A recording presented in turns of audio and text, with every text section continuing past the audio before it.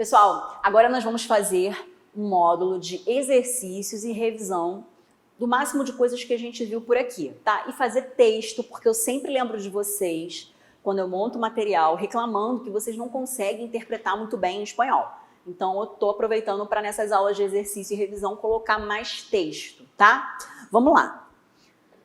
Esse texto aqui, Los ahorros de Tobias, fala sobre a história do Tobias e das economias do Tobias. Ahorrar, como está escrito ali, A-H-O-R-R-A-R, né? O verbo ahorrar quer dizer economizar. Então, ali, as economias do Tobias. O que eu falo para vocês em sala é para vocês terem cuidado de, em qualquer interpretação, ler a pergunta primeiro.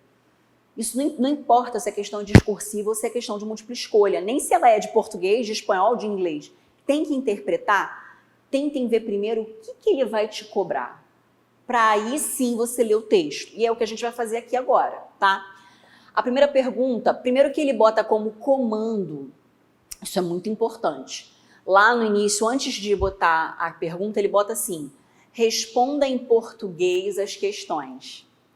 Isso faz toda a diferença, porque se eu boto como comando de uma avaliação, responda em português, e você coloca tudo em espanhol, porque você foi retirando do texto, a questão vai ser anulada, porque você não seguiu o primeiro comando, que era colocar em português. A mesma coisa se eu pedir, retire do texto em espanhol e você colocar em português. Não tem como dar ponto. Nem meio ponto. Não, nada, porque você não cumpriu o que a questão pediu inicialmente, que era o comando de botar em tal idioma, tá? Pediu em português, então vamos lá. A questão pergunta o seguinte: por que Tobias resuelve levar seus ahorros a um banco? Tá, então a primeira pergunta que eu tenho em mente é por que o Tobias resolve levar as economias dele a um banco. Depois, que garantia de seguridade o diretor do banco apresenta a Tobias? Que garantia de segurança o diretor do banco apresenta a Tobias? Que opinião tem o diretor do banco respeito ao governo? Qual a opinião do diretor sobre o governo? E a relação entre Tobias e o diretor é formal ou informal? Essa questão vocês têm muita condição de responder e acertar, porque eu falo muito de formalidade e informalidade, né? Justifica e comprueba com um fragmento do texto. Então, não basta você dizer se é formal ou informal. A partir do momento que você diz se é um ou outro, você vai comprovar com um fragmento do texto. Justificar e comprovar. Então, por exemplo, é formal? Ok. Qual é a justificativa? Usou os te. É informal? Justificativa. Usou tu, usou vosotros. Comprovação, retira um fragmento, tá? Vamos lá. Tobias tinha dinheiro ahorrado e decidiu ir um dia, tal e como seus amigos lhe haviam aconsejado, a llevarlo a um banco que havia en el pueblo. Então deixa eu ver se eu entendi. O Tobias tinha dinheiro economizado e os amigos falaram para ele levar esse dinheiro para um banco. É assim que se lê. Não é ler como se estivesse narrando um jogo de futebol. E lá no final você, o que eu li? Você tem que se prender ao que você está lendo. Depois, pero como Tobias era um homem muito desconfiado, le perguntou ao diretor se seus ahorros estavam seguros. Tá, então ele desconfiado perguntou para o diretor do banco se as economias estavam seguras. E se não poderia roubar-se-los algum ladrão, se algum ladrão não poderia roubar as economias dele. O diretor lhe ensinou a caja fuerte, ensinar é mostrar. Então, o diretor mostrou a caixa forte do banco, mostrando-lhe todas as moedas, bilhetes e joias que havia ali. Bilhete é o dinheiro em papel, tá? Pero insistiu Tobias, se ustedes se arruinam, quem me garantiza a mim que não perderei meus ahorros? Então, se o banco quebra, quem me dá a garantia de que vocês não vão perder o meu dinheiro? Se nos arruinamos, respondeu o diretor, temos o apoio do Banco Nacional. E se quebra o Banco Nacional? Insistiu Tobias. Então, o banco quebrou, vem o Banco Nacional e ajuda. Isso quem está dizendo é o diretor do banco. E se quebrar o banco? Tobias está ali, né? Então, tendríamos o respaldo do governo. Então, primeiro tem o Banco Nacional ajudando se o governo quebra, se o banco quebra. Depois eu tenho o governo. Pero e se hubiera uma revolução e cai o governo? Se o governo cair? Insistió Tobías. Pero hombre, por el amor de Dios, dijo el director, si fuera así, não perderia usted gustoso todos os ahorros. Então, o que ele quis dizer aqui? Tá, beleza, então o governo sustenta, mas e se o governo quebrar? Aí o diretor tem uma boa resposta. Ele fala assim, ué, mas aí se o governo quebrar, você não vai perder com gosto as suas economias? Tá? Então, vamos lá. Questão 9 pergunta por que ele resolve levar o dinheiro ao banco. E a gente tem que responder em português. E se você lembrar, logo no início, ele resolve levar porque os amigos o aconselham a levar o dinheiro para o banco, tá? Então, a primeira resposta é porque os amigos o aconselham. Beleza? Qualquer coisa, dá um pause aí que eu vou passar para a próxima. Que garantia de segurança o diretor do banco apresenta a Tobias? Então, a primeira garantia de segurança é mostrar a Tobias o caixa forte. Tá? Essa é a primeira garantia de segurança. Conforme ele vai questionando, que ele vai dando outras. Mas a primeira garantia de segurança é mostrar a Tobias o caixa forte do banco. Que opinião tem o diretor do banco em relação ao governo? Vamos lá. Quando o Tobias começa a questionar e pergunta, e se o governo quebra? Ele não dá mais uma garantia de que o dinheiro tá seguro. Ele fala o seguinte, mas aí você não perderia com gosto todas as suas economias? Então, a opinião do diretor do banco em relação ao governo é que ele não está satisfeito com o governo. Ele é contra o governo atual naquela historinha, tá? Ele é contra o governo, ele não está satisfeito com o governo. Fechou? E na questão 12, a relação entre Tobias e o diretor é formal e informal. Se você reparar, tem um momento ali, quando o Tobias fala a primeira vez, que ele fica bem claro, que ele fala assim, pero insistiu Tobias, se ustedes se arruinam.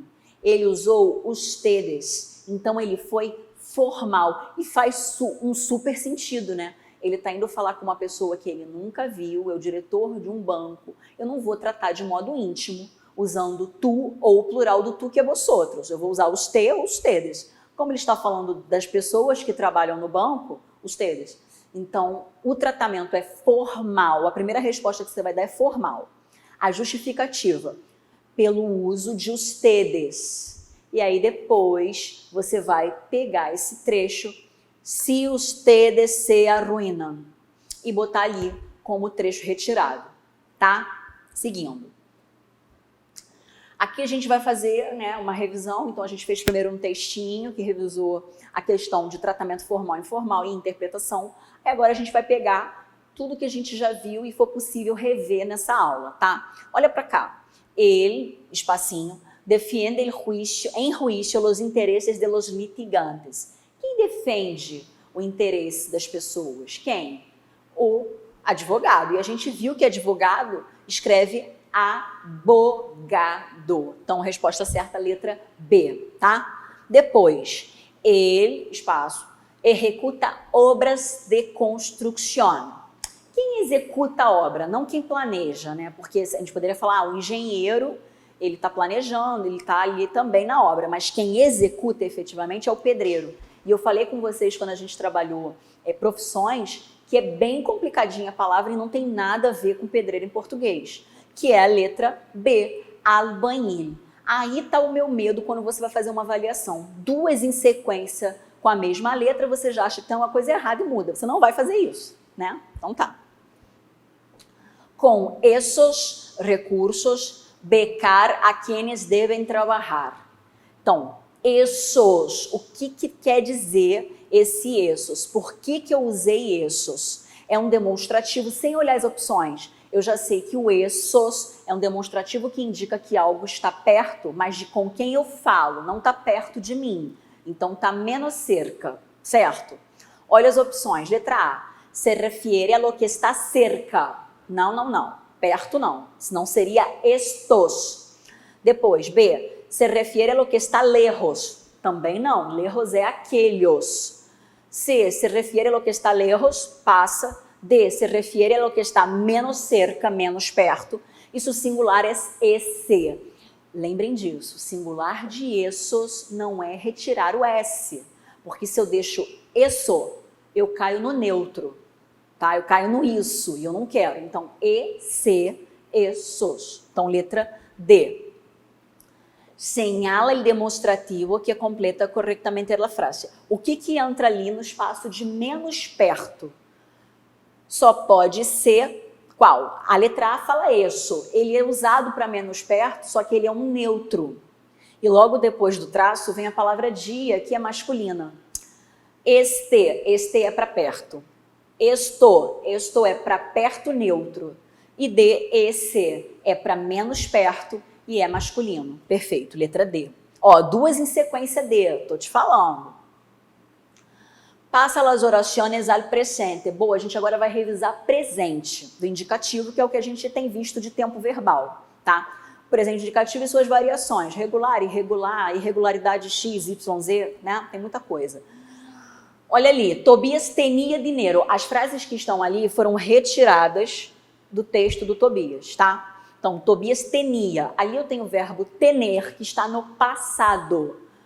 Como ele quer no presente, Tobias tinha, Tobias tem. Como é que é o tem do português em espanhol? Tiene. Então, Tobias tiene. Ah, professora, que preguiça escrever a frase. Escreve só o verbo, tiene, tá? Depois, letra B. Ir a llevarlo a um banco. Te facilitaria muito se o verbo estivesse sublinhado. Confia em mim que ali ele quer o verbo ir.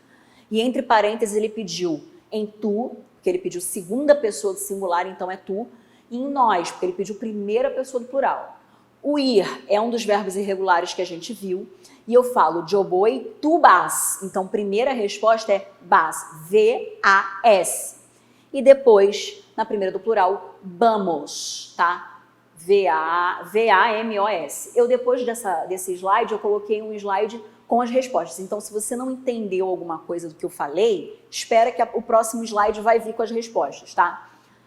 Tobias era um nome, está no passado. O era é o verbo ser. Vocês ainda não viram em espanhol, tá? Então, Tobias era é o verbo ser, Tobias é. Tobias é. Como é que é o é em espanhol?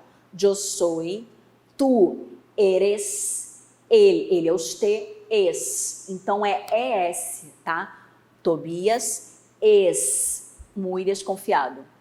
Na D, sus ahorros estaban seguros. É o verbo estar. E ele quer no presente. As economias estavam, as economias estão. Como é que é o estão no espanhol? Están, com AN no final e acentinho. Um banco que havia en el pueblo. A gente viu o verbo haver em espanhol na terceira pessoa do singular, que era o impessoal. Era o haver impessoal também, que a gente usava hay, lembram? Então, um banco que hay. Um banco que existe. Lembram disso? Tá. Tendríamos el respaldo. O tendríamos é um verbo que está conjugado no condicional, vocês só vão ver ano que vem. E ele vem do verbo tener. E aí, como eu falo tener em nós? Em yo tengo, tu tienes, ele tiene. Nosotros tenemos, tá? Então, tenemos. E na próxima, ele quer que você mexa nesse nuestros. Não sei se vocês estão lembrados, a gente viu adjetivo possessivo e pronome possessivo. Ali, no caso, ele é um adjetivo possessivo porque ele está na frente da palavra produtos. Lembram disso? Está na frente da palavra produto e ele não é adjetivo possessivo. Como ele ficaria em segunda pessoa do singular? Ele ficaria tu. Só que como são produtos, tus produtos. T-U-S sem acento, tá? E como seria esse nuestros na segunda pessoa do plural, que é o vosotros, vosotras. Aí já vai ser vuestros, tá? Então, primeiro tus, depois vuestros. Eu tive que manter o plural, porque o termo original tinha plural, tá? Aqui, ó. Aqui é o momento em que, se você quiser, você vai pausar para poder ver direitinho as palavras que eu falei no slide anterior, tá? Vou seguir. Se sua mascota prueba, considerando o contexto do uso do sublinhado, se pode dizer que ele... Pessoal, quando a gente viu possessivo A sequência era, se fosse minha coisa, eu falo mi. Por exemplo, mascote, né? Um animalzinho. Mi mascota, se fosse em primeira pessoa. Se fosse em segunda, tu mascota, tá? Tua, teu mascote. Se eu falo su mascota, eu estou falando sua. O su, ele está na terceira pessoa. É a linha que tem ele, ela e os te. Ele é os te. E os te, ele é o quê? Ele é formal ou ele é informal? Fica ligado aí. Letra A. Revela que ocorre um diálogo formal. B. Revela que ocorre um diálogo informal. Revela cumplicidade do enunciador com o leitor. Revela referência ao elemento que se fala. Então, você vai ficar entre A e B, porque o su, ou ele é formal ou ele é informal. Cumplicidade é quando a gente usa nosso, a gente usa o nós, né? Somos cúmplices daquilo, fazemos aquilo juntos. Ali, pessoal, confia em mim, ele está sendo formal, tá? Então, é a letra A, beleza? Seguindo aí. Agora a gente vai fazer um exercício de habilidade do Enem, é uma questão que caiu no Enem, tá? Ele quer que você use o conhecimento que você tem de mundo para aplicar naquele texto, que é uma notícia de jornal. O que eu falo para vocês sobre interpretação? Vocês vão ler primeiro o quê? Vocês vão ler primeiro a pergunta. Então, vamos lá. Se tivesse um título, eu poderia ler o título primeiro, sim, para me situar, mas ali não tem. A pergunta é essa aqui. O texto jornalístico, as questões do Enem, tem perguntas em português e opções em português, tá? Em espanhol só vai estar o texto. O texto jornalístico caracteriza-se basicamente por apresentar informações a respeito dos mais variados assuntos. E seu título antecipa o tema que será tratado. Presta atenção. O texto jornalístico tem um título que antecipa o tema. Tomando como base o fragmento, qual proposição identifica o tema central e poderia ser usada como título? Então, vamos supor que todos somos jornalistas e recebemos a notícia sem título. Só que você não pode deixar uma notícia num jornal sem um título. E aí você vai ter que botar o título mais adequado, que serviria como tema também. Ele tem esse poder de resumir o tema principal, tá? Então, vamos ler lá o textinho. Começa aqui. Dejar de fumar engorda, pero seguir haciéndolo também. Entenderam o que a frase falou? Deixar de fumar engorda, mas continuar fazendo também. Ou seja, continuar fumando também engorda. Essa é a conclusão a la que han llegado investigadores de la Universidad de Navarra, que han hecho un seguimiento de 7.565 personas durante 50 meses. Resumindo, fizeram uma pesquisa com 7.000 e tantas pessoas sobre fumar. Los datos se han ajustado por edad, sexo, índice de massa corporal inicial e estilo de vida. Então, se ajustaram os dados de acordo com a idade, o sexo, o índice de massa corporal e o estilo de vida de cada pessoa. Ha explicado o diretor del ensayo, Javier Basterra Gortari. Por lo que, o único fator que queda é o tabaquismo. Então, o único fator que fica é o tabagismo. Todas as pessoas estão separadas em grupos em que elas têm idades próximas, o mesmo gênero, o estilo de vida. O que diferencia elas é fumar ou não. O estudo se ha publicado en la Revista Española de Cardiología. El tabaco es un anorexígeno, quita el apetito. Quitar é tirar. Então, o que ele disse? O tabaco é um anorexígeno, ele tira o apetite. E por isso as pessoas que deixam de fumar engordam. Por isso quem deixa de fumar engorda. Porque se eu estou fumando, eu tenho um inibidor de apetite naquele cigarro. Mas se eu paro de fumar, eu engordo porque eu não tenho mais aquele inibidor. Isso hace muito mais relevante o hallazgo. Isso torna muito mais relevante a descoberta do estudo. Pois tem ordem. Os que mais peso ganham são os que deixam de fumar. Então ele está arrumando ali. Os que mais peso ganham são os que deixam de fumar. Luego, depois, los que siguen haciéndolo. Depois desses que mais peso ganham porque deixaram de fumar, quem engorda é os que continuam fumando. Então, deixei de fumar, engordo mais, continuo fumando, engordo. E por último, os que nunca han fumado. E por último, os que menos peso ganham são os que nunca fumaram. Indica o investigador.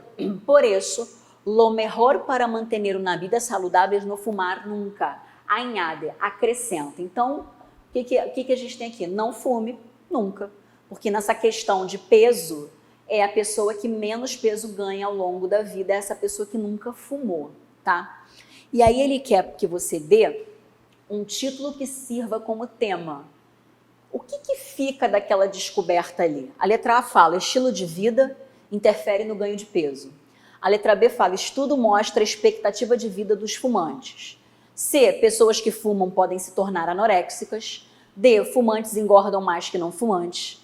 E E, tabagismo como fator de emagrecimento. Qual é o meu medo quando você faz uma questão dessa? A sua atenção não está tão voltada para o texto e você lembrar de alguma coisa que você leu e sair marcando, tá? Por exemplo, estilo de vida interfere no ganho de peso. Ele fala a palavra, ele usa esse termo estilo de vida no texto. Só que aquela opção ali, se eu boto ela como título, dá a entender qualquer coisa, menos que o foco da notícia é falar de tabagismo. Porque estilo de vida, gente, é muito abrangente, é falar como a pessoa se alimenta, se ela faz exercício. Então, estilo de vida como interferir no ganho de peso, você não associa a notícia falar de tabaco, de tabagismo. Então, não pode ser. B, o estudo mostra a expectativa de vida do fumante, então o estudo mostrou quanto tempo ele vai viver?